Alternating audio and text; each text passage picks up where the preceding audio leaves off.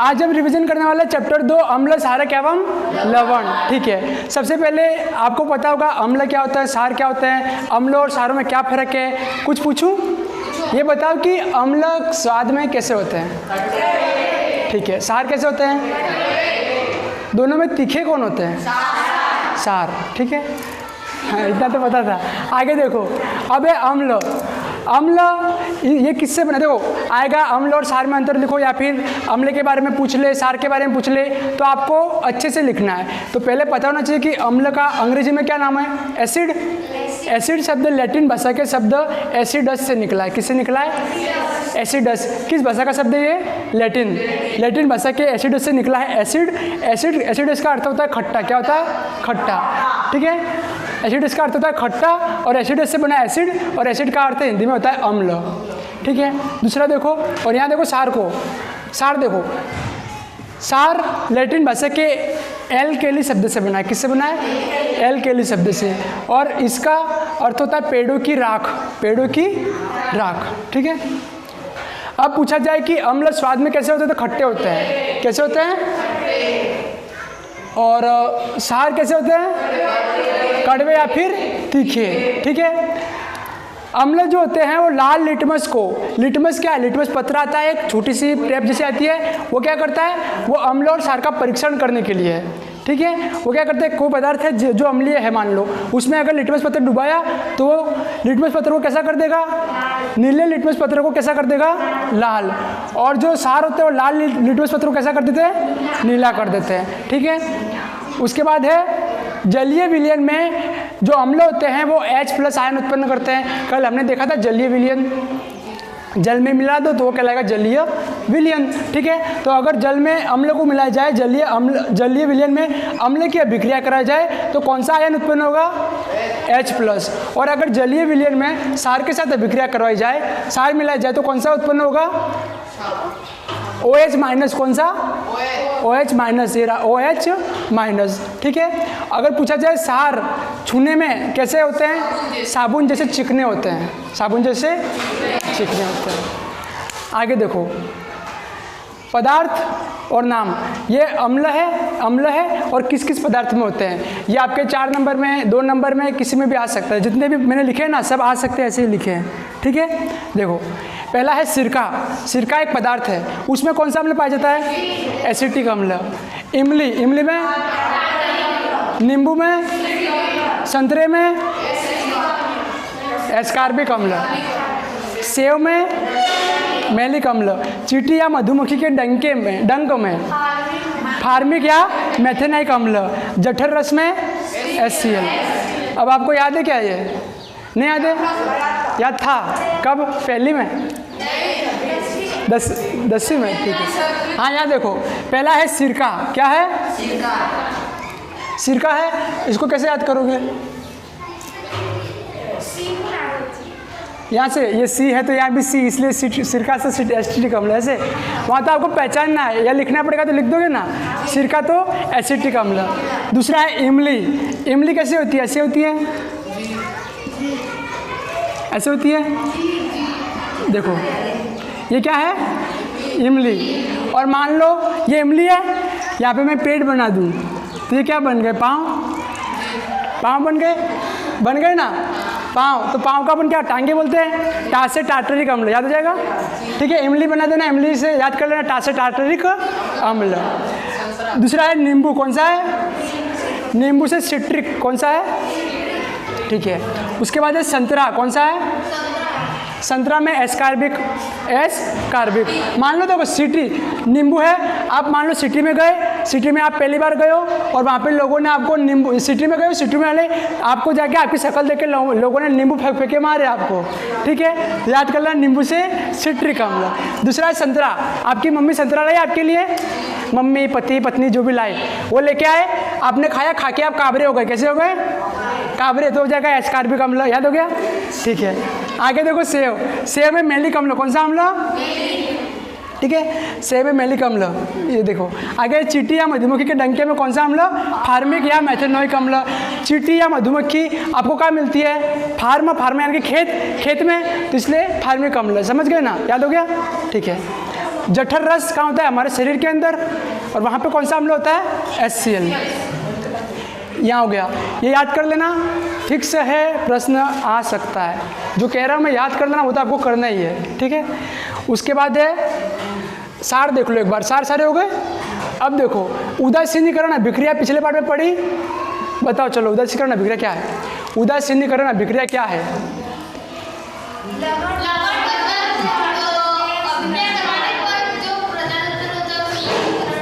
उदासीनीकरण कहते हैं।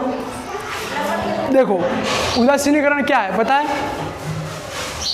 अगर अम्ल की अभिक्रिया जल के साथ करवाई जाए, अम्ल की जल के साथ अभिक्रिया करवाई जाए तो क्या होगा?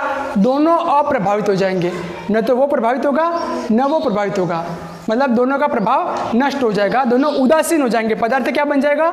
उदासीन, ठीक है, जिसमें न तो अम्ल का प्रभाव होगा न सार का प्रभाव होगा। और अम्ल सार की अभिक्रिया करवाने से लवण और जल का निर्माण होगा, लवण और जल का निर्माण होगा। इसे कहते हैं उदासीनीकरण अभिक्रिया, ठीक है। देखो अम्ल सार मिले, पदार्थ क्या हो गया? उदासीन, निर्माण किसका हुआ? लवण और जल का, ठीक है। अब देखो लवण, लवण का निर्माण कैसे होता है? हमने देखा ना लवण का निर्माण हुआ ना। अब लवण क्या है, लवण का निर्माण कैसे होता है? देख लो, पहला तो आपको पता चल गया होगा कि लवण का निर्माण कैसे होता है। कैसे होता है? जब अम्ल और सार अभिक्रिया करते हैं तब, ठीक है। देखो लवण, कौन सा वर्ण? ठीक है। अम्ल व सार की क्रिया से बनते हैं, ठीक है, सही है ना। अम्ल और सार जब क्रिया करते हैं तब किसका निर्माण होता है? लवण का, लवण के साथ जल का। लवण अम्लीय या क्षारीय हो सकते हैं, या तो लवण अम्लीय होंगे या फिर क्षारीय। गलनांक व कथनांक उच्च होता है। लवण का गलनांक और कथनांक कैसा होता है? चलो जिसको भी आता है हाथ खड़ा कर देना। गलनांक क्या है? नवी में भी मैंने पढ़ाया था गलनांक क्वथनांक। क्वथनांक क्या है? नहीं पता? नहीं पता? देखो गलनांक क्या है, देखो अब अश्विना, पहली बार नाम लिया है, अश्विना है, ठीक है। अश्विना को मेहमान आए थे, अब मेहमान पैसे तो नहीं दे रहे थे, लेकिन अश्विना पीछे पीछे घूम रही थी, पैसे दे दे पैसे दे दे, ठीक है। अश्विना जाके चली गई मेहमान के पास, मेहमान ने क्या दे दिए? पैसे। पैसे लेके अश्विना चली गई और बढ़िया सी डेयरी मिल्क लेके आ गई, ठंडी वाली, ठीक है। डेयरी मिल्क लेके आ गई या कोई भी आइसक्रीम लेके आ गई, ठीक है, चोकोबार आइसक्रीम जो भी आप लाओ। क्या लाना है अश्विना? आइसक्रीम, ठीक है। आइसक्रीम लेके आ गई।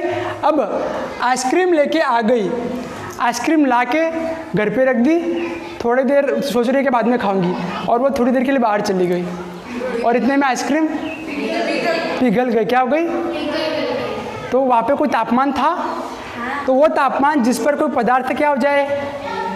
पिघल जाए, गल जाए, वो कहलाएगा गलनांक। वह तापमान जिस पर कोई भी पदार्थ अपनी अवस्था, ठोस अवस्था से द्रव में आ जाए या फिर पिघल जाए, वो कहलाएगा गलनांक।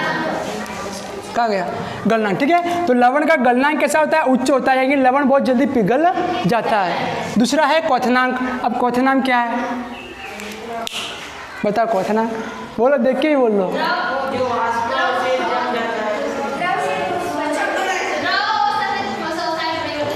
नहीं, क्वथनांक देखो, या तो उबालने पर या फिर वो क्या, देखो वह तापमान जिस पर कोई पदार्थ उबलने लगे या फिर जलीय अवस्था होती है ना, द्रव अवस्था, उससे गैस में बदल जाए, तो वो कहलाएगा क्वथनांक। समझ गए? गलनांक, क्वथनांक। गलनांक क्या है? वो तापमान जिस पर कोई पदार्थ पिघल जाए, गलनांक होगा वो पदार्थ जिस पर वो तापमान जिस पर कोई पदार्थ जलीय अवस्था या फिर द्रव अवस्था से गैस अवस्था में बदल जाए, वो कहलाएगा क्वथनांक। समझ गए? तो बताओ गलनांक और क्वथनांक लवण का कैसा होता है? उच्च। कैसा होता है? उच्च। क्रिस्टल रूप में पाए जाते हैं। कैसे रूप में? ठीक है। अब ये बताओ क्रिस्टल रूप क्या होता है? कोई भी पदार्थ है, अगर हमें कहना पड़े कि उसका क्रिस्टल रूप है तो किसे कहोगे आप? देखो क्रिस्टल रूप क्या होता है? जिसमें सब कुछ सिस्टमेटिक हो। क्या हो? सिस्टमेटिक। जैसे कि कोई पदार्थ है, पदार्थ में उसमें अणु, परमाणु, आयन होंगे, वो सब अगर एक सिस्टमेटिक अवस्था में हो, ठीक है, यानी कि क्रमबद्ध तरीके से जमे हुए हों, तो वो पदार्थ कहलाएगा क्रिस्टल पदार्थ। कौन सा पदार्थ? क्रिस्टल। तो पदार्थ का क्रिस्टल रूप किसे कहते हैं, समझ गए? कोई भी पदार्थ जो जिसमें अणु, परमाणु, आयन व्यवस्थित या क्रमबद्ध रूप से जमे हुए हो, तब वो कहलाएगा उसका क्रिस्टल रूप। देखो, लवण का क्रिस्टल रूप में, लवण किस रूप में पाए जाते हैं? हमेशा क्रिस्टल रूप में।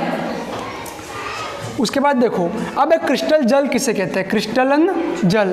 क्रिस्टलन जल क्या है? लवण के इकाई सूत्र को लिखने में जल के अणुओं की जो निश्चित संख्या जुड़ी रहती है उसे क्रिस्टलन जल कहते हैं। देखो, हमने देखा लवण क्या है, देख लिया। अब लवण का जो सूत्र होगा ना, ये सूत्र है, ठीक है? लवण ये वाला, कल आया था, छूट गया, अरे यार लिखा था, ठीक है, हाँ ठीक है। देखो, अब देखो क्रिस्टलन जल क्या है, देखो लवण है, लवण का सूत्र है, ठीक है, इकाई सूत्र है, ये वाला सूत्र है। अब कोई भी लवण की अभिक्रिया हुई, कोई भी सूत्र है, उसमें क्या होगा कि जल के साथ, जल के जो अणु है ना, अणु, बस वो अणु, जल के जो अणु है उसकी मात्रा कहलाएगी क्रिस्टलन जल। देखो Na2 सोडियम के 2 अणु, CO के 3, ठीक है, और ये किसका सोडा है? धावन का सोडा, इसका सूत्र है Na2CO3 10H2O। अब यहाँ पे जल कहाँ पे है? ये वाला जल के कितने हैं? जल के साथ कितने अणु हैं? तो जल की संख्या कितनी? 10। तो ये कहलाएगी जल का क्रिस्टलन जल। ये जल कौन सा कहलाएगा? क्रिस्टलन जल।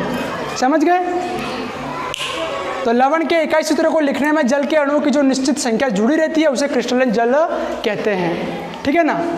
कल ऐसा लिखा था, कुछ और लिख दिया, क्या लिखा था? अच्छा, उपयोग और सूत्र, सूत्र लिखा था ऐसा, हाँ, और उपयोग लिखा, उपयोग का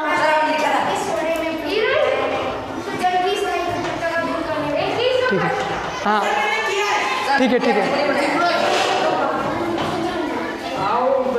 बस। अब यहाँ देखो, चलो यहाँ देखो, अब अम्ल सारक सूचक, जो सूचक किसे कहते हैं? जो सूचना देते हैं। जो अम्ल है या सार है वो पता लगाने में काम आते हैं, उनको कहेंगे अम्ल सारक सूचक। अम्ल सारक सूचक कितने हैं? 3 प्रकार के, मुख्य रूप से 2 प्रकार के, ठीक है, तीसरा तो बाद में आएगा, लेकिन पहले 2 प्रकार के। पहला है प्राकृतिक, दूसरा है संश्लेषित। प्राकृतिक किसे कहते हैं? जो हमें प्रकृति प्राप्त हो, वो प्राकृतिक। संश्लेषित, जिसका निर्माण मानव करे, ठीक है। तो प्राकृतिक सूचक कौन कौन से हैं? लिटमस पत्र और हल्दी। लिटमस और हल्दी किस में आएंगे? प्राकृतिक। 1 नंबर वाले में आ सकता है कि लिटमस और प्राकृतिक सूचक के नाम बताओ, किन्हीं 2 संश्लेषित सूचकों के नाम बताओ, ठीक है। तो प्राकृतिक में क्या लिखोगे? लिटमस और हल्दी। संश्लेषित में मैथिल, ऑरेंज और फिनोप्थेलिन, ठीक है। उसके बाद पूछेगा गंधीय सूचक, यानी कि जिसका गंध अम्लीय या क्षारीय माध्यम में बदल जाए। कोई भी पदार्थ जिसको अगर अम्लीय या क्षारीय माध्यम में लाया जाए तो उसकी गंध बदल जाए, वो कहलाएगा अम्लीय गंधीय सूचक। जैसे कि बारीक कटे प्याज, बारीक कटे प्याज। अब देखो, एक आता है क्लोर सार। कौन सा सार? सार क्या, ये समझ गए? अगर पूछा जाए कि क्लोर सार क्या है, देखो NaCl के जलीय विलयन से विद्युत प्रवाहित करने पर वह टूटकर सोडियम हाइड्रोक्साइड उत्पन्न करता है। पदार्थ क्या है? NaCl। उसमें क्या बहा दी जाए? विद्युत धारा। क्या बहाए? विद्युत धारा। तब उसका विघटन होगा, टूटेगा, अलग अलग अणुओं में बिखरेगा, ठीक है। तो बिखरने पर वो क्या बना दे? सोडियम हाइड्रोक्साइड बना दे। सोडियम हाइड्रोक्साइड का निर्माण हो जाए तो ये कहलाएगी क्लोर सार अभिक्रिया या क्लोर सार प्रक्रिया। समझ गए? देखो, जैसे कि 2NaCl था, जलीय विलयन था NaCl। देखो, जलीय विलयन किसे कहते हैं? 2 पदार्थों को अगर आप मिला देते हो, घुल गया तो विलयन बन गया, वही कहलाएगा जलीय विलयन, ठीक है। Na और Cl को मिला दिया, ठीक है। देखो, प्लस H2O, जल के 2 अणु, और यहाँ पे 2 NaCl ले लिए, इनमें अभिक्रिया करवाई, यहाँ पे विद्युत धारा प्रवाहित कर दी। उसके बाद 2NaOH, देखो OH किसके साथ आ गया? Na के साथ, और Cl अलग हो गया और H2 अलग हो गया। Cl और H2 किस फॉर्म में अलग होंगे? गैस में। और जो NaOH बचेगा वो जलीय विलयन में। और यहाँ पे लिक्विड था, H2O जल था, जल में मिला दिया, फिर वो, समझ गए ना? आगे देखो, तो अगर पूछे क्लोर सार क्या है, बता दोगे? अरे समझ में आया क्लोर सार कि नहीं आया? क्लोर सार क्या है कि अगर NaCl में जल मिला जाए या जलीय विलयन में NaCl के साथ अभिक्रिया करवाई जाए, उसमें विद्युत धारा प्रवाहित की जाए, तब वो टूटकर अलग अलग अणुओं में बिखर जाएगा, और इसे ही कहते हैं क्लोर सार, ठीक है। देखो, यहाँ तक हो गया। अब देखो, एक प्रश्न आपके आया था मॉडल पेपर 5 में कि 4 में, पीएच स्केल क्या है, आया था ना। पीएच स्केल क्या है, देखो पीएच स्केल क्या है, एक मापने का एक सूचक है। देखो पीएच स्केल ऐसा मापक है जो अम्लता व क्षारकता के संख्यात्मक मान को प्रकट करता है। ये क्या करता है, कोई पदार्थ अम्लीय है, क्षारीय है, उसका पता करता है, ठीक है, और कितना प्रतिशत मतलब कितना है, उस मान कितना है वो भी बताएगा। तो जो मापने की अम्लता और क्षारकता मापने की जो ये है सूचक है, उसे क्या कहेंगे, पीएच स्केल, ठीक है, पीएच स्केल। पीएच स्केल का उपयोग क्या होता है, तो विलयन में उपस्थित हाइड्रोजन आयन की सांद्रता ज्ञात करने के लिए। यहाँ देखो हाइड्रोजन आयन बनते हैं, देखा था हमने, यहाँ OH माइनस जाते हैं, तो जो हाइड्रोजन आयन की सांद्रता होगी वो ज्ञात करने के लिए किसका उपयोग होगा, पीएच स्केल का। पीएच स्केल क्या है समझ गए। पीएच स्केल का उपयोग कहाँ होता है, कहाँ होता है, H+ आयन की सांद्रता मापने के लिए, ठीक है। एक प्रश्न आता है, मुंह का पीएच परिवर्तन से दंतक से होता है, ठीक है। मुंह के पीएच में अगर पीएच मान में परिवर्तन हो जाए, इसे दंतक से होगा। दंतक से यानी कि दांतों में दर्द होना, दाढ़ वो गिरती है ना, वो सब क्यों होता है, देखो क्यों होता है, क्योंकि उसमें जो मुंह होता है, मुंह में पीएच मान का परिवर्तन होता है। अब किस प्रकार होता है, देखो किशोर क्या हुआ, ये ढूंढ रहे पीएच स्केल वाला, रहने दो। अब देखो पीएच स्केल है, ठीक है। देखो अरे सुनो, हम सब गए शादी में, ठीक है, शादी में गए, किसी की भी शादी थी, शादी में गए, वहाँ पे गए, खाना पीना खाया, क्या खाया, खाना पीना खाया, खा पी के आ गए, ठीक है। वहाँ पे हमने अलग अलग पदार्थ खाए होंगे, तेल वाले खाए, घी वाले खाए, वो सब खा लिए। अब आप बताओ मेरे को कि आप खाते हो, खाने के बाद मान लो 4 दिन तक, कितने दिन तक, 4 दिन तक मुंह नहीं धोया, ब्रश नहीं की, क्या होगा फिर, सड़ जाए। देखो हाँ ठीक है, मतलब देखो अंदर क्या हो जाएंगे, बैक्टीरिया हो जाएंगे, दांतों को क्या करेंगे, वो खराब करेंगे, ठीक है। हाँ देखो अब क्या होता है, देखो उससे क्या होगा, देखो दांतों का जो सबसे कठोर भाग होता है वो कहलाता है इनेमल। क्या, एनिमल यानी कि जानवर, वो नहीं, इनेमल। क्या, इनेमल।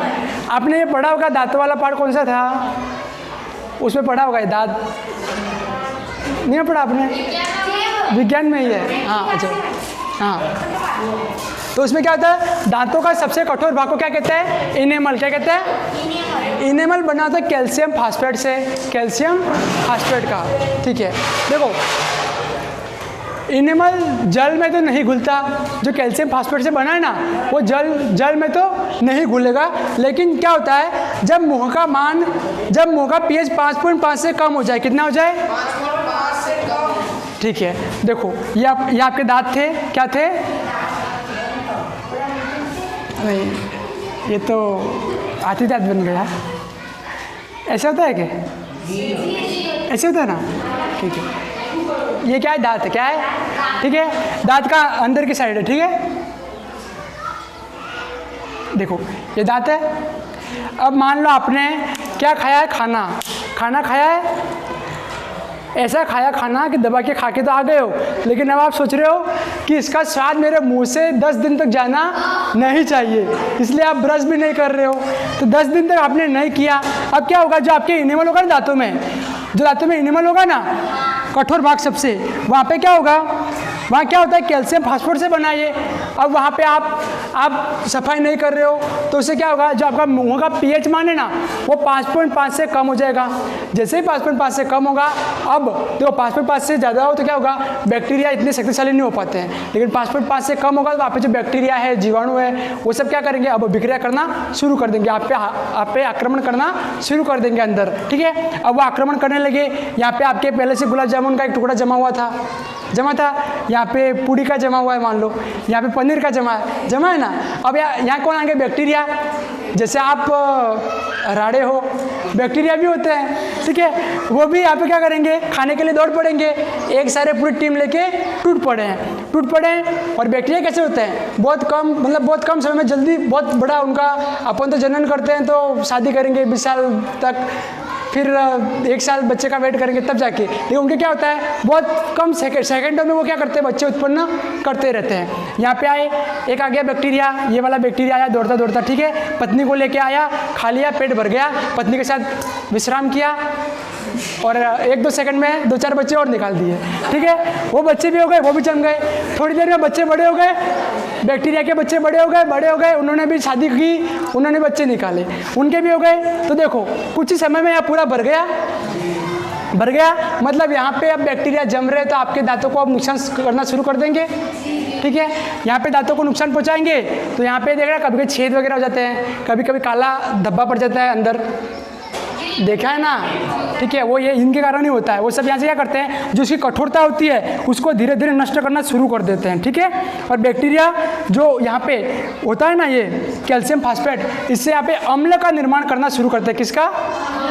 अब मुंह में कौन सा माध्यम हो गया, अम्लीय माध्यम। कौन सा? ठीक है, अम्लीय माध्यम हो गया, तो वही कहलाएगा दंतकसय, ठीक से। तो मुंह का पीएच परिवर्तन होने से दंतकसय किस प्रकार होता है, समझ गए? ये लिखना है जो भी मैंने समझाया ना, सेम टू सेम वैसे लिखना है, सिर्फ ये बच्चा वाला नहीं लिखना है। और क्या होता था, मैंने गुलाब जामुन वगैरह ये नहीं लिखना है। यदि हम स्वादिष्ट या मीठा भोजन खाते हैं तो शर्करा वगैरह मुंह में जम जाती है, जमने से अगर हम मुंह की सफाई नहीं करते तो बैक्टीरिया वगैरह जमने लगेंगे। और जो हमारा एनिमल है उसमें वो किससे बना है, कैल्शियम फास्फेट से, उस पर बैक्टीरिया जमने लगेंगे, तो फिर वो कमजोर होने लगा, धीरे धीरे बैक्टीरिया अंदर कीटाणु फैलाएंगे और जिससे क्या होगा, दंतकसय हो जाएगा। ये लिख दोगे, कितना पीएच मान कितने से कम हो, तो 5.5 से, ठीक है, ठीक है। यहाँ देखो, अब ये सब हो गया कंप्लीट। अब आया यहाँ पे, अब आपने देखे अम्ल देखे, सार देखे, लवण देखे, अम्ल सार लवण। अब इन सबको मैंने मिक्स से लिख दिया है, कोई अम्ल है, कोई सार है, कोई लवण है। अब इनका उपयोग कहाँ किया जाता है, प्रश्न आता है, ठीक है, अच्छे से रट लेना।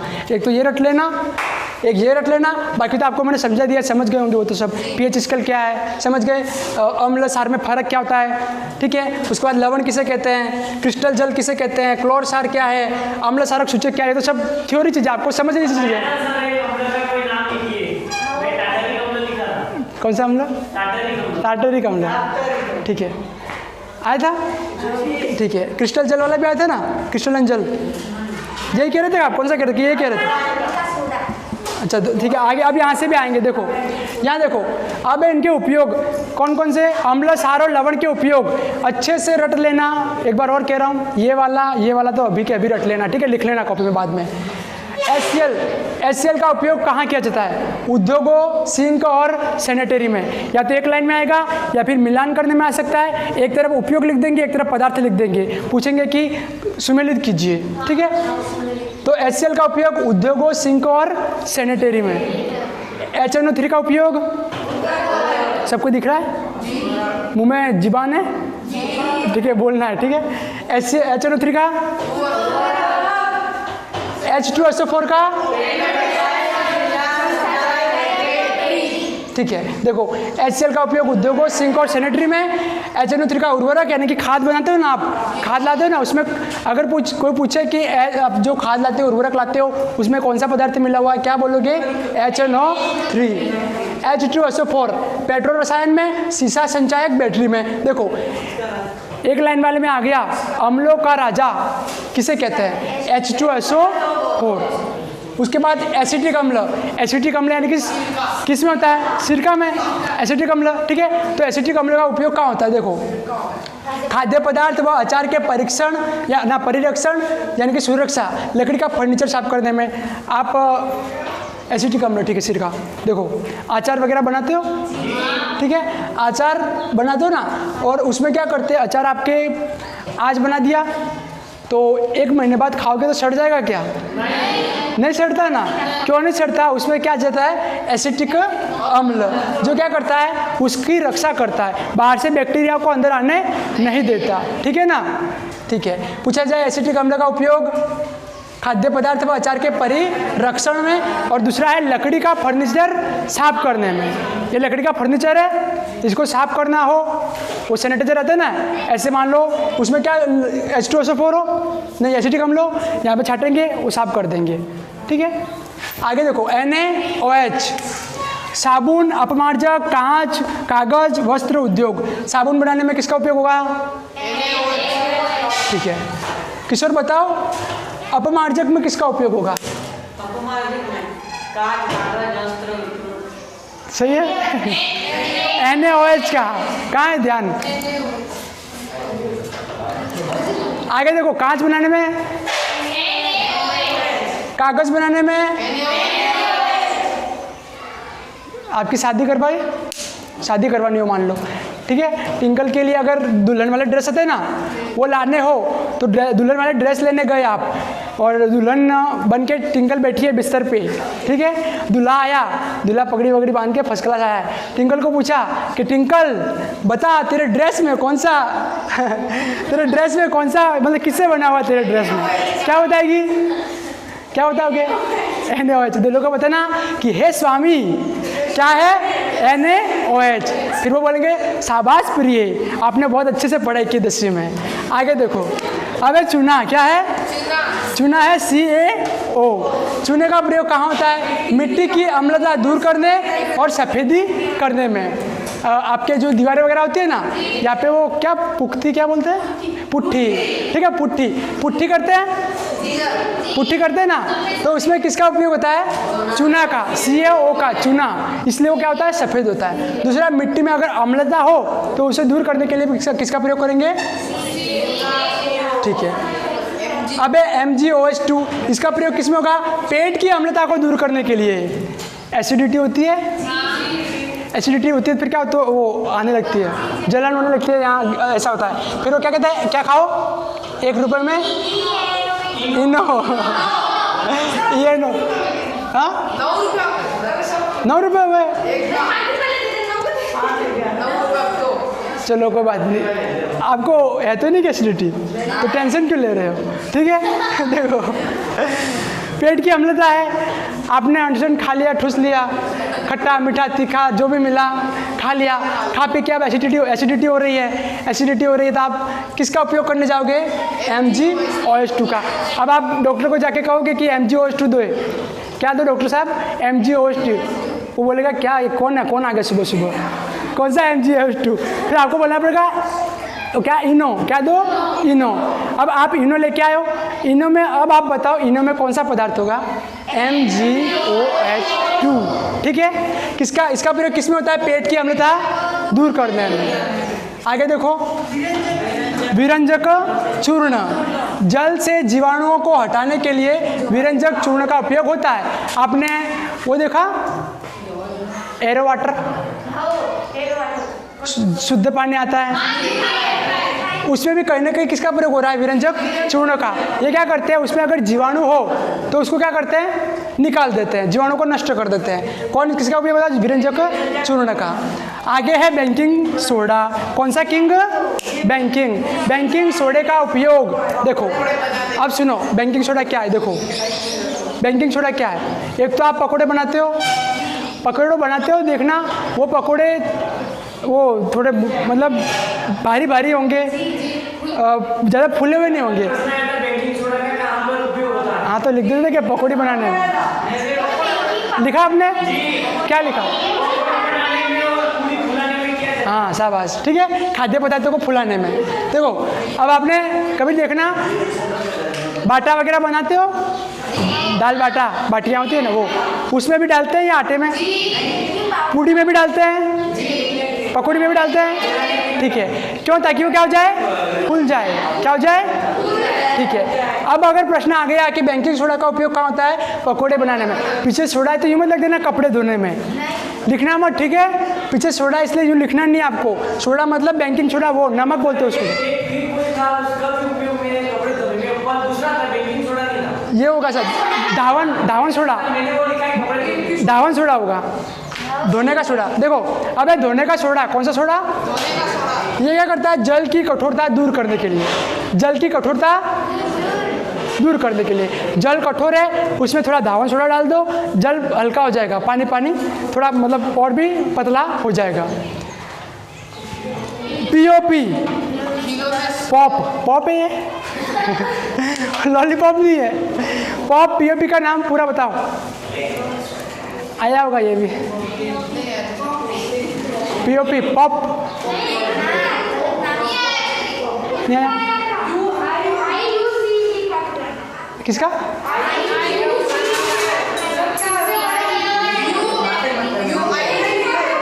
ठीक है रुको थोड़ी देर बाद, पहले ये बताओ पीओपी का पूरा नाम। प्लास्टर ऑफ, हाँ तो बोल तो रहा हूँ मैं, plaster of Paris. Plaster of, इसका उपयोग किस में होता है? खिलौने बनाने में, या फिर सजावटी वस्तुओं को बनाने में, या फिर हो सकता है ये जो है ना ये इसमें भी हुआ हो प्लास्टर ऑफ पेरिस का।